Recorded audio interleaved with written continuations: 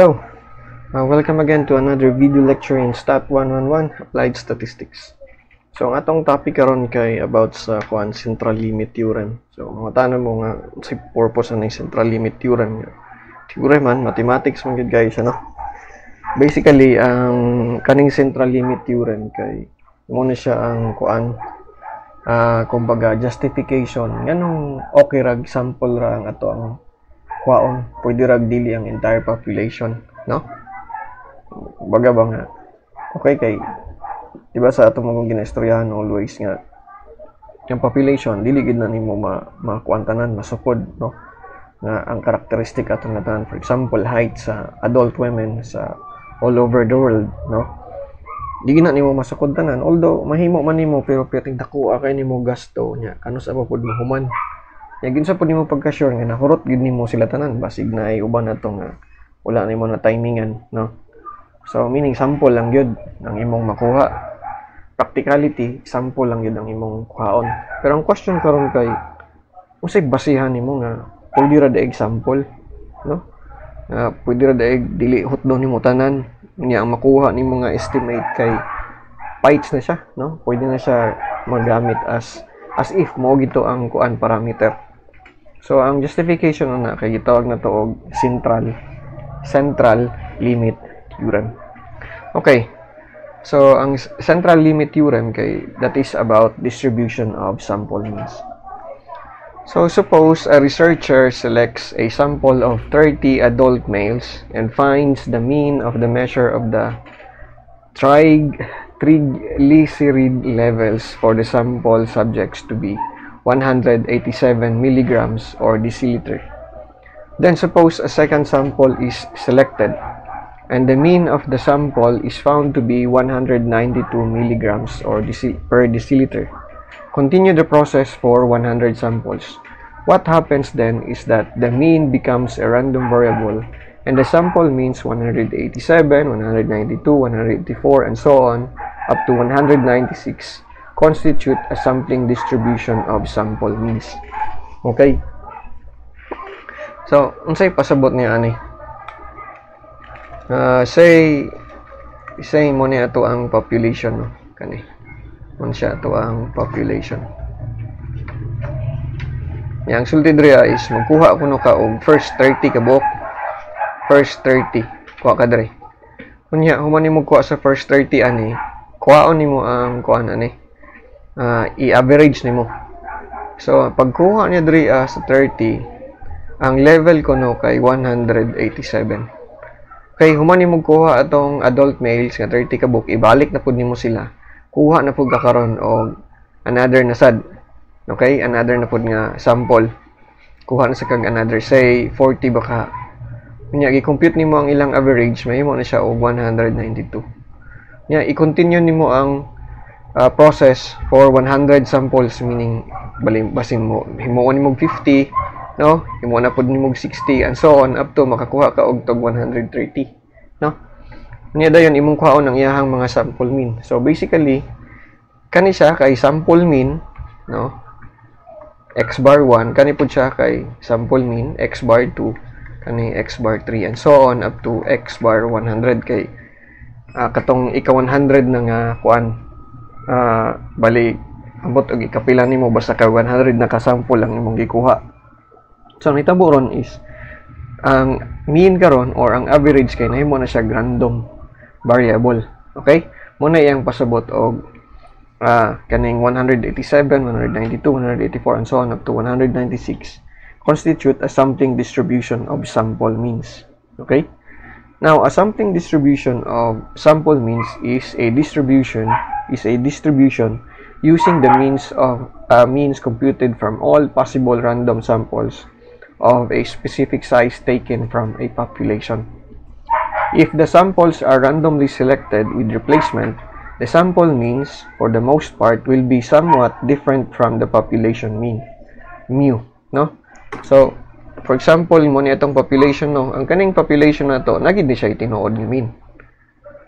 Mu. Yan, napod ni siya iyahad yung standard deviation katong population standard deviation sigma. Pero lagi kay di na to makuha na, di na to masukod ang entire population. Magkuha tag sample, no? So katong sample nga gikuha na to, nagi-compute na to ang mga mean nila kada kuha na tong sample, pero iuli na to ha. Kung na to kuha sample, kuha na to ang mean, iuli na pud nato sa population, kuha na pud another sample. Okay? Ang mean ato, kada mean ani nila dili gid na always parehas kay kuan man na lain-lain man na nga tawo ang imong pangkuha dira sa population, no? So ang imong sample is not necessarily the complete representation of the entire population, no? Kay magdepende mo gud na sa kung kinsa ang mong mga nabunutan. Okay? So if the samples are randomly selected with replacement, the sample means for the most part will be somewhat different from the population mean. Muna yung pasabot dra. Kada kuha nimo og sample, kuhaon nimo ang mean ana. Ang mean anang imong kada sample not necessarily nga equal gid na siya sa katong tinuod gid nga mean sa population. Mulahi gid na siya. Okay? Now, these differences are caused by sampling error. So, sampling error, for example, bias ang imong nakuha nga sample. No? Katong isa lang ka grupo ang mostly ang nakuha nimo. Ya, pagkuha nimo sa PCAS kay naay part sa ubang grupo, pero mostly sa isa pud ka grupo. O di gani, pag next sampling na pud nimo, isa lang gid ka grupuhan na nakuha nimo. Okay? So, sampling error is the difference between the sample measure and the corresponding population measure due to the fact that the sample is not a perfect representation of the population. When all possible samples of a specific size are selected with replacement from a population, the distribution of the sample means of a variable has two important properties which are explained next. So here we have properties of the distribution of sample means. Number 1, the mean of the sample means will be the same as the population mean. Okay?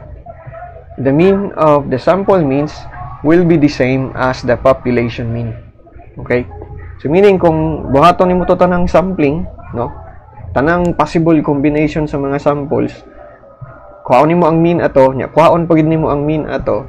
Ang mean kuno ato kay parehas sa population mean. Number 2, the standard deviation of the sample means will be smaller than the standard deviation of the population. And it will be equal to the population standard deviation divided by the square root of the sample size. Okay?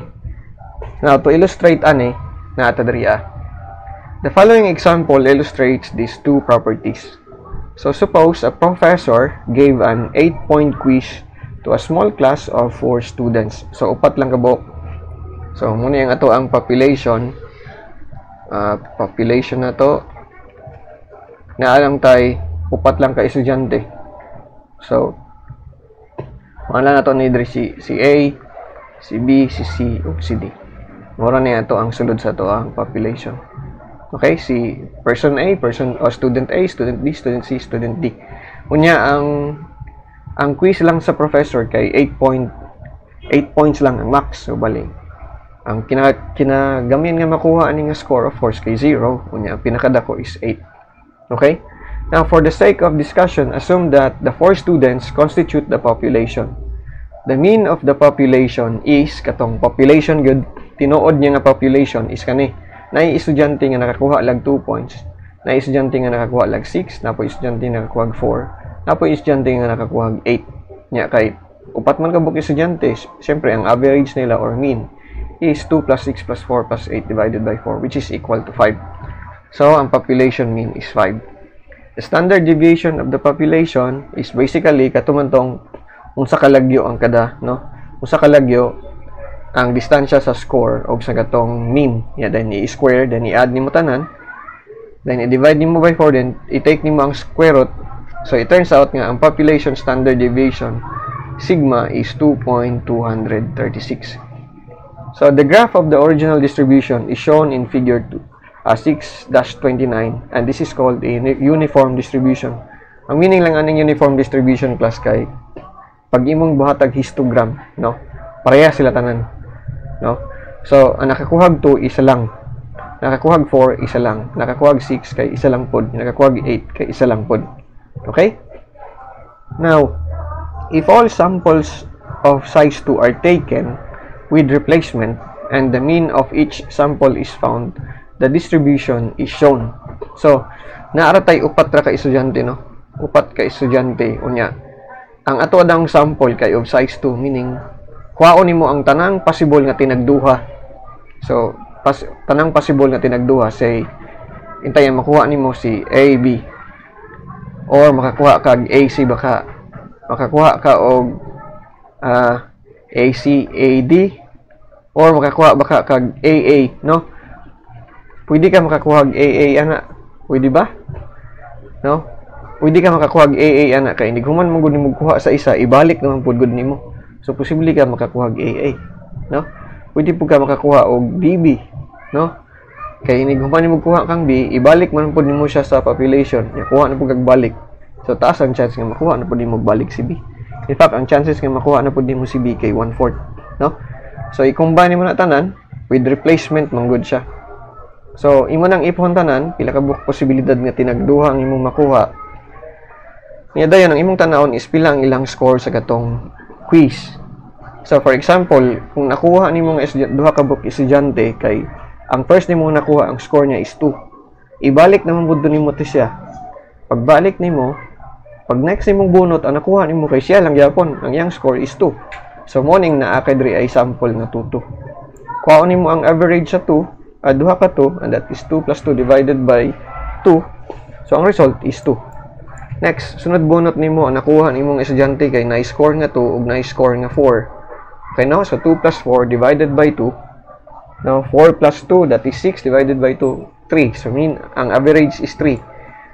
Next nimong bunot kay estudyante nga naay 2 ang score, ang ikaduha nimong bunot ang nakuha kay 6.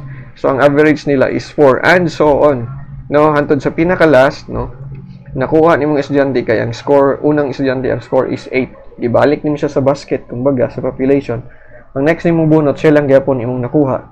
Unang na kay 88. So ang average na is 8.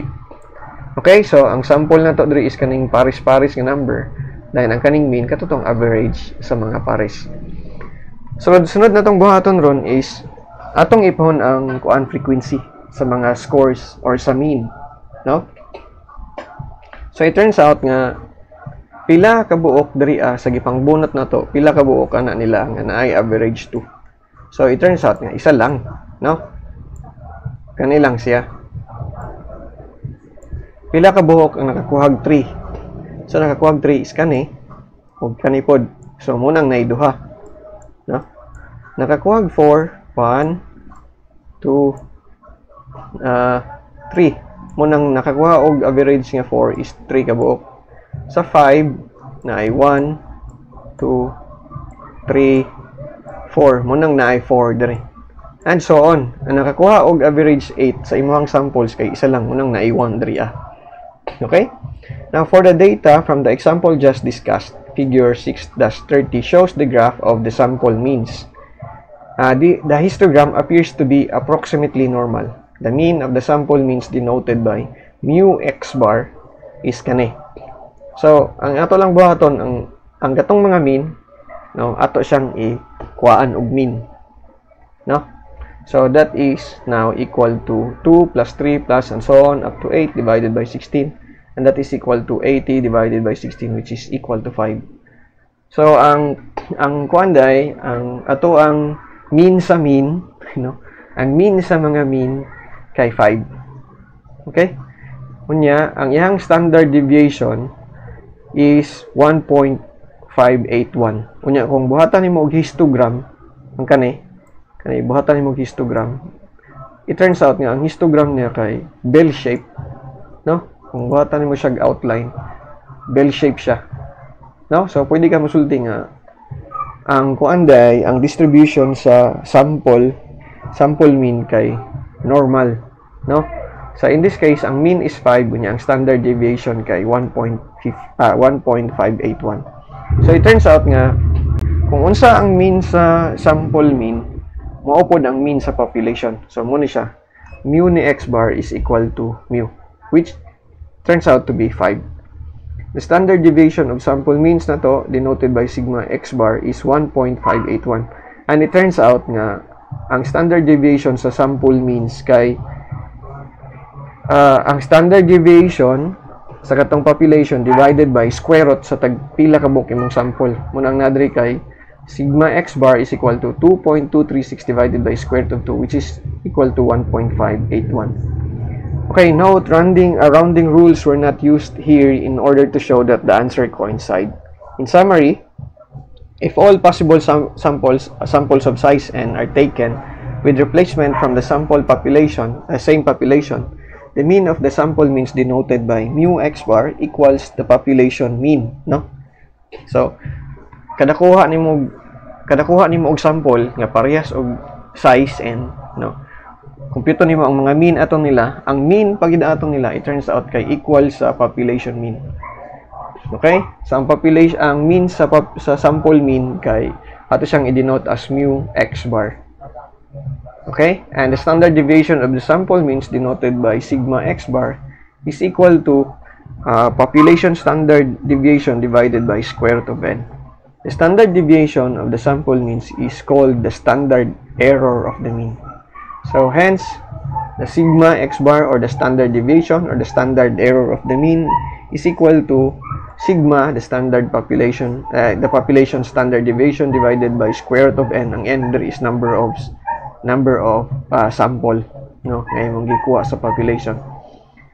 A third property of the sampling distribution of sample means pertains to the shape of the distribution and is explained by the central limit theorem. Now, kung makita nato diri sa ato ang i-discuss nga example, ang distribution dahil sa sample means kay normally or approximately normally distributed. So, the central limit theorem. As the sample size n increases without limit, the shape of the distribution of the sample means taken with replacement from a population with mean mu and standard deviation sigma will approach a normal distribution. As previously shown, this distribution will have a mean mu and a standard deviation of sigma divided by square root of n. So basically, ang mean sa imuhang mga sample means is a random variable which is normally distributed, where ang iyahang mean is ang population mean o ang standard deviation niya or ang standard error sa mean is ang standard deviation sa population divided by square root sa pila ka sample ang ginakuha or sample size. Okay, muna siya ang notation, basta mathematical statistics ang katong istoryahan. Anyway, maura na sila, shorthand lang ni siya. Ang meaning, ang imuhang sample mean is normally distributed with mean mu and its standard deviation sigma divided by square root of n. If the sample size is sufficiently large, the central limit theorem can be used to answer questions about sample means in the same manner that a normal distribution can be used to answer questions about individual values. The only difference is that a new formula must be used for the z values. Okay, no? So, last time, kung dili sample mean atong istoryahan, ang formula sa z-score nato is just the value x minus the population mean mu divided by sigma or the standard or the population standard deviation. Pero in this case, ang ato amanggong random variable x bar kay ang iyaha manggong standard deviation kay sigma divided by square root of n man. So basically same ra ni sila. Notice that x bar is the sample mean and the denominator must be adjusted since means are being used instead of individual data values. The denominator is the standard deviation of the sample means. If a large number of samples of a given size are selected from a normally distributed population, or if a large number of samples of a given size that is greater than or equal to 30 are selected from a population that is normally distributed, and the sample means are computed, then the distribution of sample means will look like the one shown in figure 6-31. Ano siya? Okay? Their percentages indicate the areas of the regions. It is important to remember two things when you use the central limit theorem. Okay? Kaning central limit theorem kay basically muna siya mag-determine kung pila dapat ang sample size nimo. So number 1, when the original variable is normally distributed, the distribution of the sample means will be normally distributed for any sample size n. So kung ang imuhang variable kay normally distributed, dili ta mag-care unsa ang sample size n. Always ang distribution sa sample means kay normally distributed po siya. Pero kung dili, what if kung ang random variable kay dili known to be normally distributed, then maglimit ta karon unsa ang pinakagamay nga sample size. When the distribution of the original variable might not be normal, a sample size of 30 or more is needed to use a normal distribution to approximate the distribution of the sample means. So basically, the larger the sample size, the better, no? Labi na og dili ka sure nga ang imong gina-measure nga characteristic kay normally distributed. So the larger the sample, the better the approximation will be. Okay. So kung dili normally distributed, no, walay gisulti nga normally distributed ang imong characteristic or variable nga gi-measure, then kung gi-assume, no, kung gi-assume nga ang imong random variable or gina-measure nga characteristic sa population kay normally distributed, then dili mag-matter ang imong sample size. Pero kung wala gikakabalo kung normally distributed ba ang gina-measure nimo or imong random variable, then 30 or more pag yun. Okay? And then we have here, the larger the sample, the better the approximation will be. So muna siya ang justification nganong okay ra ang sample ang kwaon nimo sa population, o dili nimo pwede ra dili nimo i-consider ang entire population as long as completely random ang imong pag-sampling, no? Tungod na siya sa central limit theorem. So it turns out nga ang distribution dahil sa sample means kay normally distributed, ang iyahang mean kay ang mean sa population, o ang iyahang kuan o ang iyahang standard deviation kay standard deviation sa population divided by sa square root sa size sa imong sample. Okay? Okay lang na siya kung i-consider nimo tanan ang kana siya tinuod na siya central limit theorem, ha, kung i-consider nimo tanang possible n combinations kada sa population. Pero which is dili mo kita nimo buhaton. Inig mag-survey ka, isa lang man ka sample ang imong kwaon, di ba? So kung isa lang ka sample imong gikuha, ang mean ato is not necessarily the population mean. So sukdo na pud nimo unsa ka confident or unsay sa kalayo or unsay probability nga layo kay siya sa tinuod nga population mean. Meaning basin og random, basig true randomness ra, no, ang tanan. Anyway, let's have an example first. No, makatakil lang nato na siya, inig moadto na ta sa hypothesis testing. So example 6-13 hours that children watch television. So here, AC Nelson reported that children between the ages of 2 and 5 watch an average of 25 hours of television per week. Assume the variable is normally distributed and the standard deviation is 3 hours.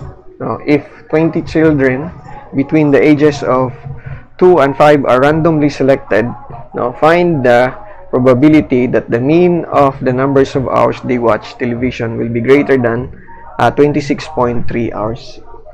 So kani ato ni siyang i-compute. Okay. So 25 ang kuan, 25 ang ato ang population mean, unyang ato ang population standard deviation kay according diri is 3, no? So solution, mean ang atong population mean that is 25 hours, nya ato ang population standard deviation is 3. Okay, karon sa ato ang sample, no, magkuha tag 20 kabuok nga children. Of course ang ages kay between 2 and 5 kay same population lang man ni. And then find the probability that the mean of the number of hours they watch television will be greater than 26.3 hours. Ang ato lang buhaton class is i-note lang nato nga ang ato ang population, ang ato ang kuan sample mean, no, 20 ka box, so ibutang nato nag 23 This is normally distributed, no, with mean equal to 25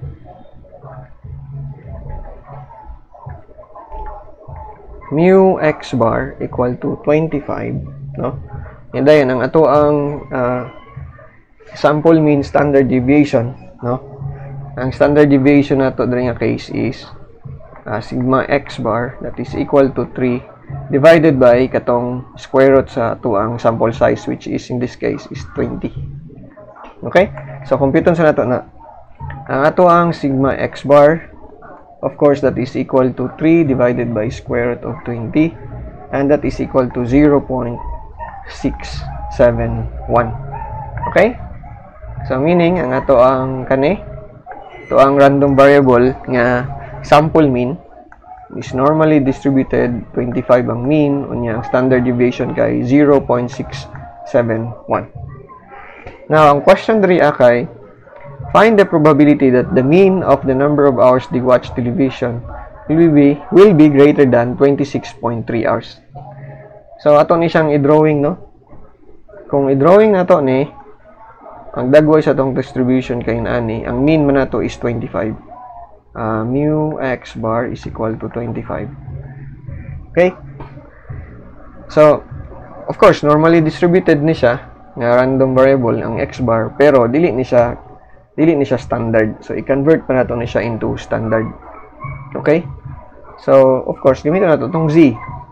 Pero in this case ang ato ang random variable is x bar man. Then ang ato ang mean diri is the same, which is 5 divided by the standard deviation sa ato ang random variable x bar. Okay? So may muna siya og x bar minus 5 divided by 0.671. Okay? Dayon ang question mo diri kay find the probability that the mean of the number of hours they watch television will be greater than 26.3 hours. So 26.3 hours. So ang z-score sa 26.3 hours, may mo na siya og 26.3 minus 5 divided by 0.671, no? And that is equal to 1.94. Okay? So kung i-convert na nato ni kaning distribution diri sa taas, naman diri ang 26.3. More than man. So kung more than meaning nasa too. No, nasa too ni 26.3. Diri nga area ang ato ang concern. Pero kung i-convert na nato ni siya into standard normal, no? Of course, ang ato ang mean diri ang case is 0 na. Unya dayon ang ato ang z-score is now equal to 1.94. And we are concerned sa area which is to the right of z equal to 1.94. So, saan pagkuha ni? Basically, ato lang gamiton isang table, no? Kuhaon na to ang area to the left of z equal to 1.94. I-minus na to na kang 1. And that is now the area sa ato ang right sa 26.3. So, atong buhaton ron, then the area to the right of z equal to 1.94 is 1 minus ang area sa left. So ato na punta sa table, no? Adto mo sa table, tanawon nyo ang area dito sa 1.94. Okay? And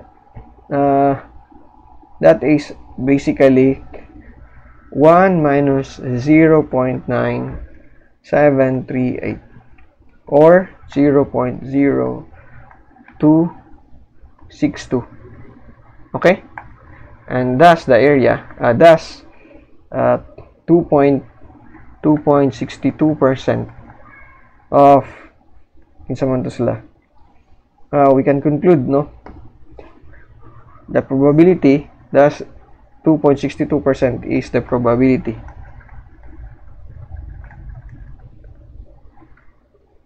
of obtaining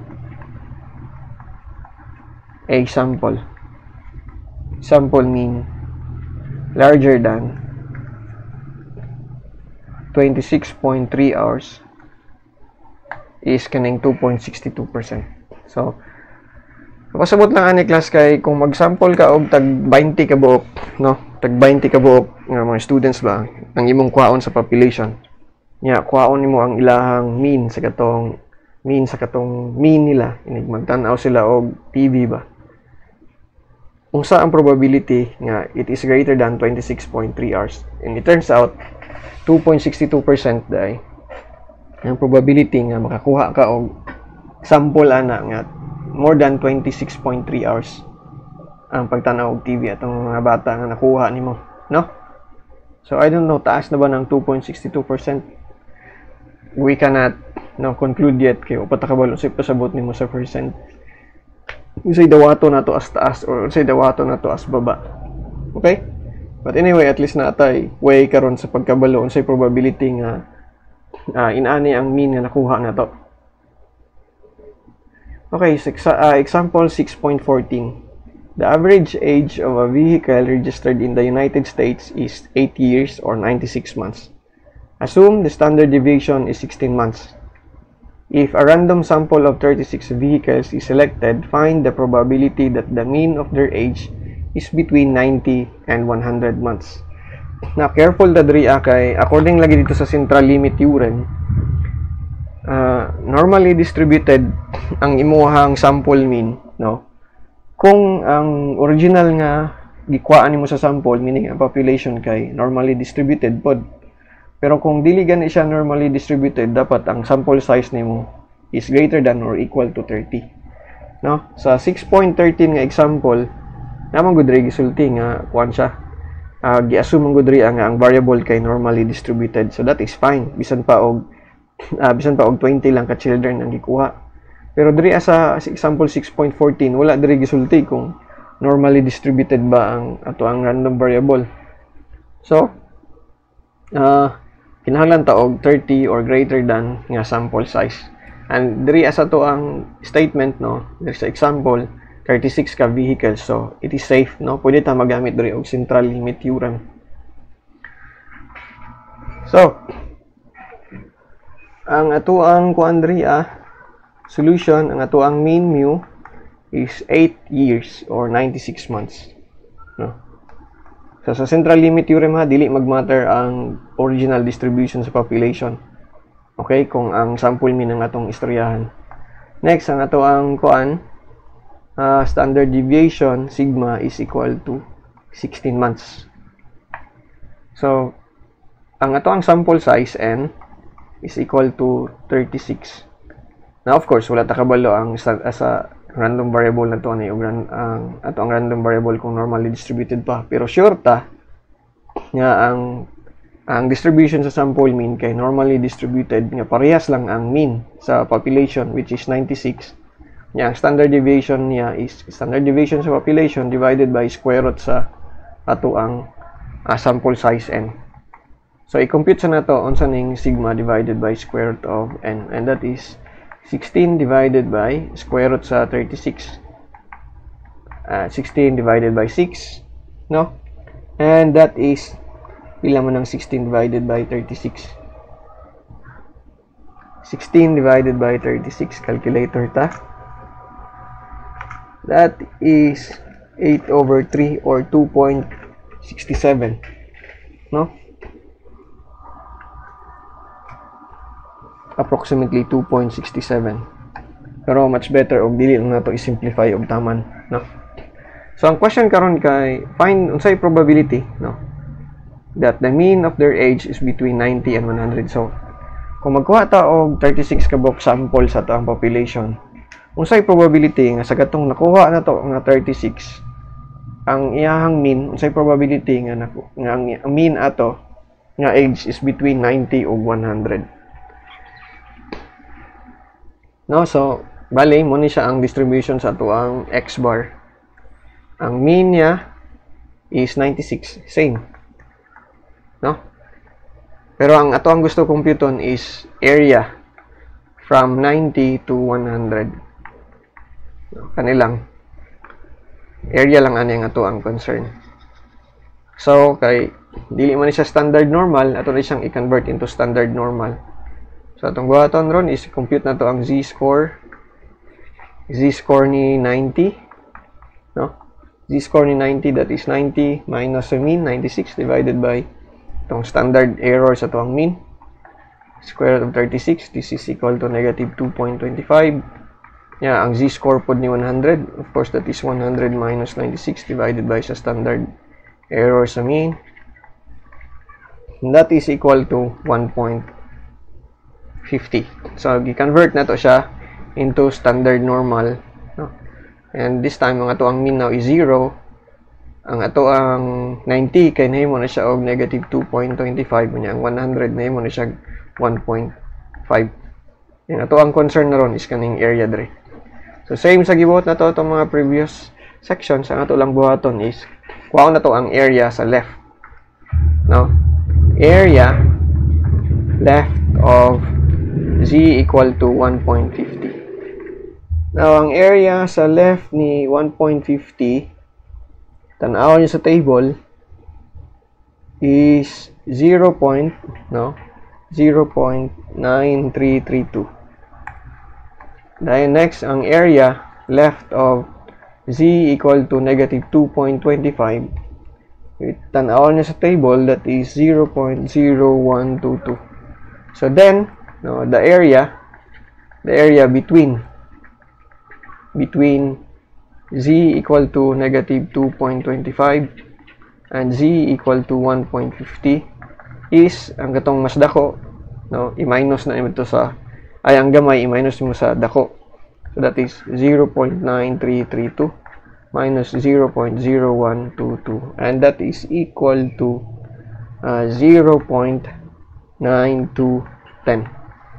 Okay? So ang area between negative 2.25 to 1.50 is the same na siya sa area from 90 to 100. And that is 0.9210.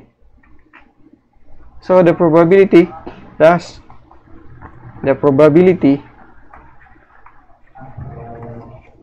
of obtaining a sample of size, obtaining a sample mean between 90 and 100 of size 36 months is 92.1%. Okay?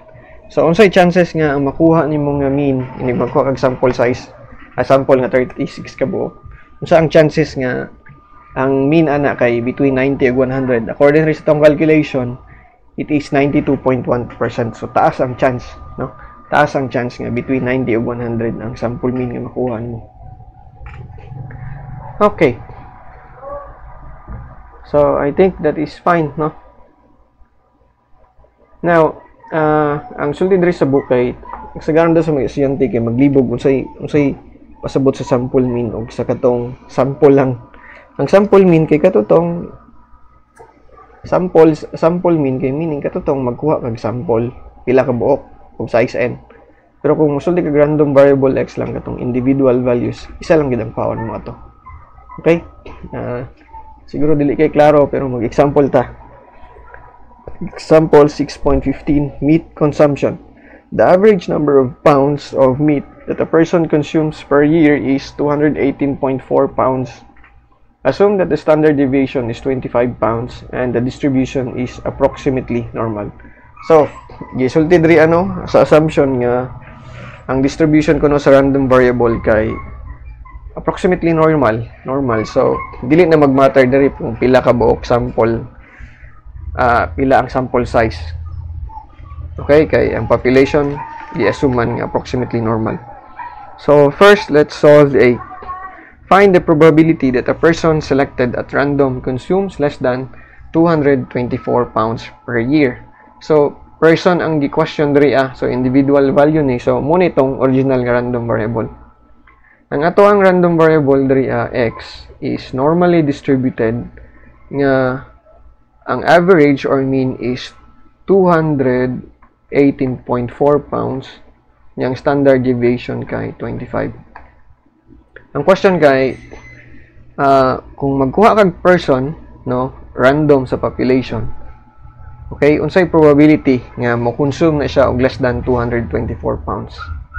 So, kung i-drawing nimo ang distribution, i-drawing na to ang distribution ang mean na mu is equal to 218.4. Okay, pero ang ato ang number in question is 224 pounds per year. So, na diri dapita ang x equal to 224. Less than man. So, kay less than, meaning ang area to the left. Kani. No? So, to the left asa naman to? So, to the left, kani, area. Again, kay dili man siya standard normal, i-convert na to ni siya into standard normal by getting the z-score. So, z-score sa 224, that is basically 224 minus sa tuang mean, which is 218.4 divided by sa tuang standard deviation, 25. So, we get 0.22. So, ma-convert ni siya into standard normal, mean na to 0, and of course, na ang 0.22. So, tanawin mo ang kuan ana, ang area ana to the left ni 0.22 sa tuang table E katong sa standard normal distribution curve, no? So, it turns out na ang area ana, no, the area to the left of z equal to 0.22 is 0.5871. Hence the probability, no? Hence the probability of selecting a person or an individual who consumes less than 224 pounds of meat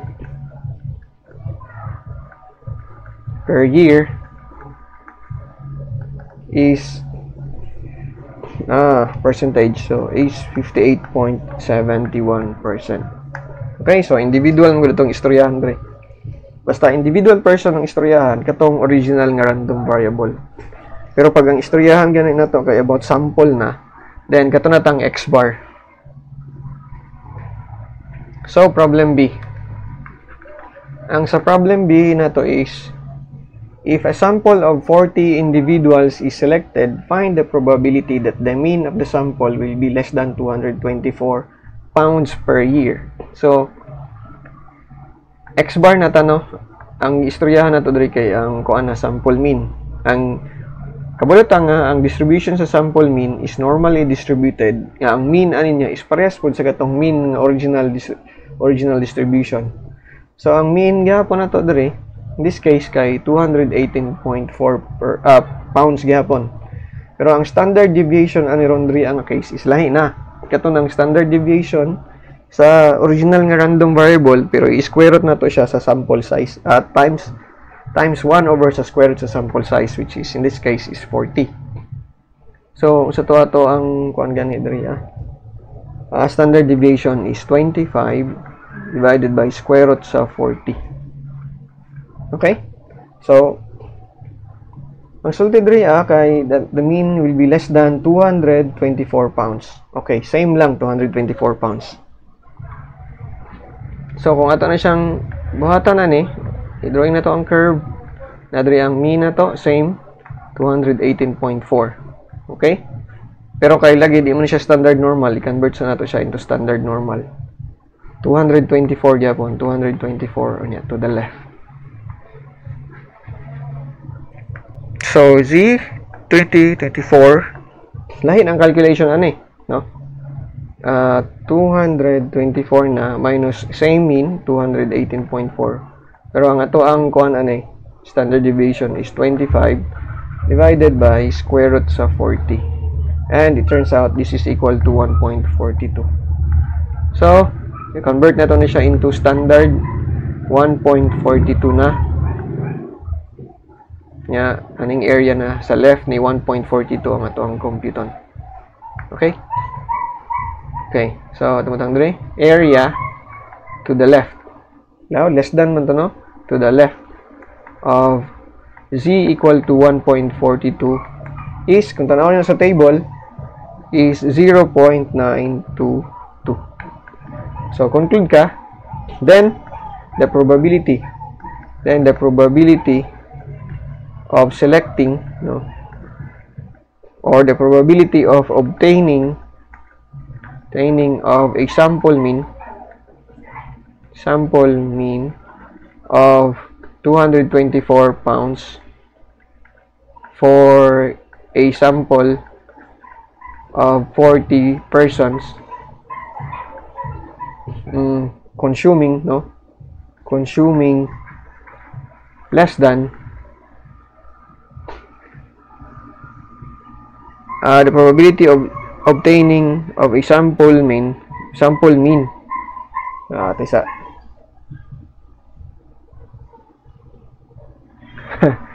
ayun na guna to ni. The statement is wrong. The whole statement is wrong, in fact. So, sumo na to ni.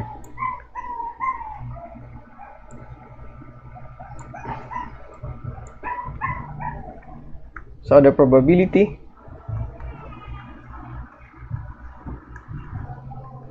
that a sample mean, that the mean of a sample of 40 individuals